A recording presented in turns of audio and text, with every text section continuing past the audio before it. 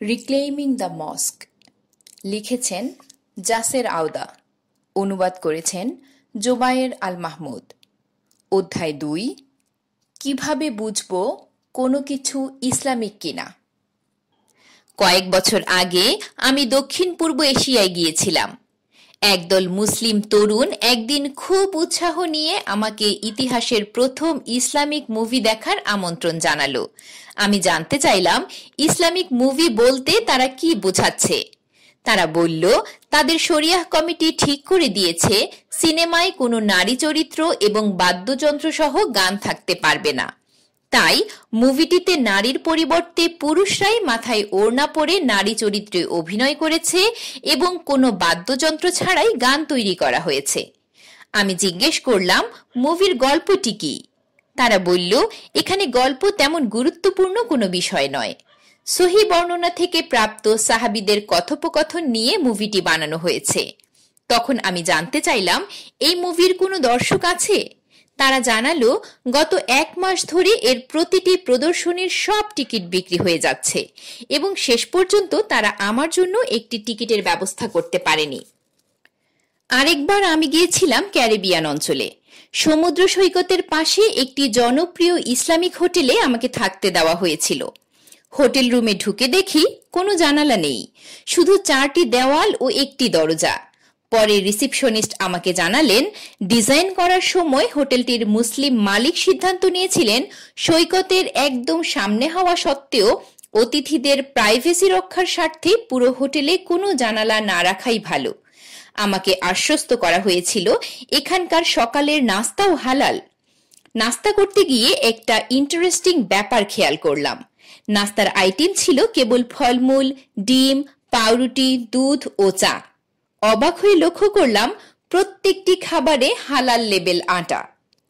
ডিম, দুধ, চা ইত্যাদি কিভাবে হালাল না হয়ে পারে সেটি ভেবে হয়রান হচ্ছিলাম। হ্যাঁ, এই হোটেলটিও যথারীতি অতিথিদের আগমনে কানায় কানায় পূর্ণ ছিল। ইসলামিক ও হালাল প্রজেক্টের যে দুটি সফল উদাহরণ দিলাম এগুলো ব্যাপক জনপ্রিয়তা পেয়েছে। দুঃখজনক ব্যাপার হলো এই পদ্ধতিতে আজকাল অনেক কিছুকেই ইসলামী ও হালাল মোড়ক দেওয়া হচ্ছে। কোনো সিনেমায় যদি নারী ও বাদ্যযন্ত্র না থাকে তাহলেই শরিয়াহ কমিটির সদস্যদের মতে সেটি ইসলামী চলচ্চিত্র। সিনেমার গল্পটি যতই অপ্রাসঙ্গিক হোক না কেন তাতে কি আসে যায়? হোটেলের রুমে জানালা না থাকলেই বা কি আসে যায়? ডিম ও দুধে হালাল কথাটি লেখা থাকলেই তো সেটি ইসলামী হোটেল। নিতান্ত অপ্রাসঙ্গিকভাবে আজকাল অনেক কিছুর উপর ইসলামিক লেবেল এঁটে দেওয়া হচ্ছে। দুঃখজনক হলেও এটিই ঘটছে। অনেক ইসলামী ব্যাংক বৈষম্যপূর্ণ, একচেটিয়া ও বৈশ্বিক পুঁজিবাদী অর্থনৈতিক ব্যবস্থারই একটি অংশ। তারপরেও এগুলোকে ইসলামী ব্যাংক বলার কারণ একটি শরিয়াহ কমিটি এদের গায়ে ইসলামী লেবেল এঁটে দিয়েছে। কিছু ঐতিহাসিক লেনদেনের সাথে ভাষা সাদৃশ্য পেলেই এসব কমিটি এমন সব অর্থনৈতিক কর্মকাণ্ডের উপর হালাল সিল মেরে দেয় যেগুলো হালাল হওয়ার মানদণ্ডে যথার্থভাবে উত্তীর্ণ নয়। ম্যাক্রো ইকোনমিক লেভেলে ইসলামের নৈতিক মূল্যবোধ ও দর্শন তথা ইসলামের সামগ্রিক দৃষ্টিভঙ্গিকে তারা বিবেচনায় নেওয়ার প্রয়োজন মনে করে না। এই ফাঁকে আরেকটি কথা বলে রাখি, এসব শরিয়াহ কমিটিতে নারীদের কোনো প্রতিনিধিত্ব থাকে না। অনেক ইসলামী কসাইখানা অন্য আর 10টা সাধারণ কসাইখানার চেয়ে ব্যতিক্রম কিছু নয়। তাদের নামের শুরুতে ইসলামী শব্দটা রয়েছে নিছক এজন্যই যে প্রাণীগুলো জবাই করার সময় বিসমিল্লাহ বলার জন্য তারা একজন মুসলমানকে নিয়োগ দেয়। কোনো কোনো ক্ষেত্রে তো পশু জবাইয়ের সময় শুধু রেকর্ড করা বিসমিল্লাহ উচ্চারণ কম্পিউটারে স্বয়ংক্রিয়ভাবে বেজে ওঠে। পশু পাখিদের খাবার দাবার, পানি পান কিংবা উপযোগী আবাসস্থলের ব্যাপারে ইসলামের নৈতিক নীতিমালার কোনো কিছুই এখানে মানা হয় না। গত বছর এ ধরনের একটি হালাল কমিটিতে যোগ দেওয়ার আমন্ত্রণ আমি ফিরিয়ে দিয়েছি। তাদেরকে বলেছি নিছক কম্পিউটার জেনারেটেড বিসমিল্লাহ উচ্চারণ পশু জবাইকে হালাল বা ইসলামী করে দিতে পারে না। একইভাবে অনেক ইসলামী রাজনৈতিক দল রাজনীতিতে অন্যদের মতোই ম্যাকিয়াভেলিয়ান নীতি, বিভেদমূলক ও অনৈতিক উপায় অবলম্বন করে। তারপরও তারা ইসলামী লেবেল ব্যবহার করে। অজ্ঞ ভোটারদের কাছে টানার স্বার্থে যে কোনো কিছু করা কিংবা নির্বাচনে জেতার জন্য রাজনীতিতে আইডেন্টিটি পলিটিক্স করার নিঃশর্ত অনুমোদন শরিয়াহ কমিটি তাদেরকে দিয়ে দিয়েছে। কিন্তু ইসলামী দলের অগ্রাধিকার তালিকায় যদি জনগণের সামষ্টিক কল্যাণের বিষয়টি না থাকে, যদি তারা নিরাপত্তাহীন, গৃহহীন, ক্ষুধার্ত, গরিব ও অশিক্ষিত মানুষের ভাগ্যের পরিবর্তনে কোনো ভূমিকা পালন না করে, তাহলে তাদের নামের মধ্যে ইসলামী শব্দটি থাকার মানে কি?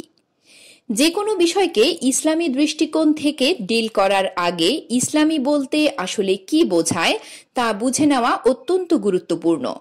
ইসলামের প্রাথমিক উৎস হল আল্লাহর বাণী তথা কোরআন এবং দ্বিতীয় মৌলিক উৎস হল রাসূল সাল্লাল্লাহু আলাইহি ওয়াসাল্লামের সুন্নাহ, যিনি ছিলেন কোরআনের জীবন্ত প্রতিবিম্ব।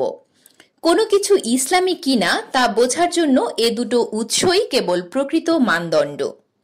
এখন প্রশ্ন হল, কোরআন ও সুন্নাহকে আমরা কিভাবে পাঠ করব? এখানেই উসুলের প্রয়োজনীয়তার প্রশ্ন চলে আসে। কোরআন ও সুন্নাহকে অধ্যয়ন করার সঠিক পদ্ধতি অনুসরণ না করার ফলে অনেকেই উপরে উল্লেখিত উদাহরণগুলোর মতো কিছু ভুল সিদ্ধান্তে পৌঁছে যায়। যাই হোক, মেথোডোলজি নিয়ে একটি স্বতন্ত্র ও দীর্ঘ আলোচনার প্রয়োজন, যা এই বইয়ের সীমিত পরিসরে সম্ভব নয়। তারপরও প্রসঙ্গ বিবেচনায় কোরআন ও সুন্নাহ অধ্যয়নের 3টি প্রচলিত ভুল পদ্ধতির উপর সংক্ষেপে কিছু বলছি। কোরআন অধ্যয়নের ব্যাপারে স্বয়ং কোরআন যে মানদণ্ড ঠিক করে দিয়েছে এবং রাসূল সাল্লাল্লাহু আলাইহি ওয়াসাল্লামের সুন্নাহকে যেভাবে বোঝা দরকার, তার সাথে এই পদ্ধতিগুলো সামঞ্জস্যপূর্ণ নয়। 1. খণ্ডিত অধ্যয়নের সমস্যা। কোরআনকে খণ্ডিতভাবে অধ্যয়ন করা এবং কিছু অংশে বিশ্বাস রাখা আর কিছু অংশকে অবিশ্বাস করার ব্যাপারে আল্লাহ তাআলা আমাদেরকে সতর্ক করে দিয়েছেন। কোরআনের কিছু আয়াত বা রাসূল সাল্লাল্লাহু আলাইহি ওয়াসাল্লামের কিছু হাদিসকে খণ্ডিতভাবে অধ্যয়ন করা কিংবা এ সম্পর্কে সংকীর্ণ দৃষ্টিভঙ্গি পোষণের ফলে কি ধরনের বিভ্রান্তি তৈরি হয়, পরবর্তী অধ্যায়গুলোতে আমরা তা দেখতে পাব। কোনো বিষয়ে আলোচনা করতে গিয়ে অনেকে কেবল 2-1টি আয়াত বা হাদিসের ভিত্তিতে সিদ্ধান্তে পৌঁছে যান। একই বিষয়ে সংশ্লিষ্ট অন্যান্য আয়াত বা হাদিসগুলোর দিকে তারা নজর দেন না, কিংবা সংশ্লিষ্ট আয়াত বা হাদিসটির প্রেক্ষাপট বা তৎকালীন পরিস্থিতিকে বিবেচনায় রাখেন না। নিজেদের সিদ্ধান্তকে ইসলামী মনে করলেও তারা যে ধরনের সিদ্ধান্তে পৌঁছান তা শেষ পর্যন্ত ইসলামী মূলনীতির বিরুদ্ধে চলে যায়। খণ্ডিত অধ্যয়নের আরেকটি উদাহরণ হল রাসূল সাল্লাল্লাহু আলাইহি ওয়াসাল্লামের সুন্নাহ থেকে বিচ্ছিন্ন করে কোরআন অধ্যয়ন করা। এ ধরনের লোকদের বিভ্রান্তি হল, তারা মনে করে সুন্নাহ হল ইসলামী জ্ঞানের একটি বিকল্প বা সমান্তরাল উৎস, যেটি কখনো কখনো কোরআনের স্পষ্ট নির্দেশকে অকার্যকর করতে পারে, অথচ কোরআন নিজেই সুন্নাহকে কোরআনের ব্যাখ্যা হিসেবে অভিহিত করেছে। আল্লাহ বলেছেন, আমি তোমাদের প্রতি কোরআন নাজিল করেছি যাতে তুমি তা মানুষের কাছে ব্যাখ্যা করতে পারো যা তাদের জন্য নাজিল করা হয়েছে। আশা করা যায় তারা চিন্তা ভাবনা করবে। সূরা নাহল 44। 2. ইতিহাস নির্ভর অধ্যয়নের সমস্যা। একটি নির্দিষ্ট ঐতিহাসিক কালপর্বে ফিকার কিতাবগুলোতে কোরআন সুন্নাহর একটি নির্দিষ্ট ব্যাখ্যা হয়তো দেওয়া হয়েছে, কিন্তু পরবর্তীতে সেটাকেই একমাত্র ব্যাখ্যা হিসেবে বিবেচনা করা হলো ইতিহাস নির্ভর অধ্যয়নের সমস্যা। পরবর্তী অধ্যায়গুলোতে আমরা দেখব সমসাময়িক কেউ কেউ কিভাবে ইসলামের প্রকৃত উৎস তথা কোরআন সুন্নাহর নতুন কোনো ব্যাখ্যা মানতে অস্বীকার করেন, পুরাতন ব্যাখ্যাকে শ্রেষ্ঠ মনে করেন ও সেগুলো আঁকড়ে ধরে থাকার ব্যাপারে গোঁ ধরে থাকেন। অথচ দলিল প্রমাণ ও স্বাধীন বিচার বিবেচনা ব্যতীত কেউ কাউকে অন্ধ অনুসরণ না করতে কোরআন ও হাদিসে অসংখ্য নির্দেশ রয়েছে। সবচেয়ে বড় কথা হলো, ইজতিহাদ নতুন কোনো পরিভাষা নয়। রাসূল সাল্লাল্লাহু আলাইহি ওয়াসাল্লাম নিজেই এই পরিভাষাটি ব্যবহার করেছেন। তিনি বলেছেন, নিশ্চয়ই আল্লাহ তাআলা এই উম্মতের জন্য প্রতি 100 বছরে এমন কিছু মানুষ পাঠাবেন যারা এই দ্বীনের সংস্কার করবে। 3. ইতিহাসবাদী অধ্যয়নের সমস্যা। স্থবিরতা ও অন্ধ অনুকরণের বিরোধিতা করতে গিয়ে কিছু লোক ইসলামের মৌলিক বিষয়গুলোর বুঝ জ্ঞানের ক্ষেত্রে এক ধরনের ইতিহাসবাদী অবস্থান গ্রহণ করে। ইতিহাসবাদী অবস্থান হল মহান আল্লাহ তাআলার বাণী কিংবা হাদিসের কোনো সুনির্দিষ্ট অর্থকে অথরিটি হিসেবে গ্রহণ না করা। অপরাপর মানবীয় সাহিত্য ও কথাবার্তার মতো কোরআন হাদিস নিছক বিদ্যমান সাংস্কৃতিক পরিবেশের ফসল নয়। এ বিষয়টি তারা বুঝতে পারে না, অথচ কোরআন ও সুন্নাহ হল সর্বকাল ও স্থানের উপযোগী ঐশী জ্ঞান। এই গ্রন্থে আমরা কোরআন ও সুন্নাহর একটি উদ্দেশ্যভিত্তিক ও সমন্বিত অধ্যয়ন পদ্ধতি অনুসরণ করেছি। সংশ্লিষ্ট সকল মতামত, প্রেক্ষাপট ও সূত্রগুলোকে সামগ্রিকভাবে পাঠ করেছি। খণ্ডিত অধ্যয়ন থেকে দূরে থেকেছি। আমরা জানি কেন প্রশ্নটির উত্তর খোঁজা হলো যুক্তিবুদ্ধির সর্বোচ্চ স্তর। এর মাধ্যমেই সংশ্লিষ্ট মতবিরোধসমূহের সমাধান এবং বিচ্ছিন্ন দলগুলোর সমন্বয় সাধন সম্ভব। আমরা অতীতের ব্যাখ্যার উপর নির্ভরশীল হয়ে থাকিনি, বরং সেসব মতামতকে পুনর্পাঠ করে বর্তমান প্রেক্ষাপটের আলোকে ব্যাখ্যা করেছি। তারপর সেগুলোকে সমসাময়িক মতামতের সাথে মিলিয়ে তুলনামূলক আলোচনা করেছি। সবশেষে আমরা দুটি বিষয়ের মধ্যে পার্থক্য দেখিয়েছি। ক, ইসলামের কিছু বিষয় আছে যা কখনোই পরিবর্তন হওয়ার নয়।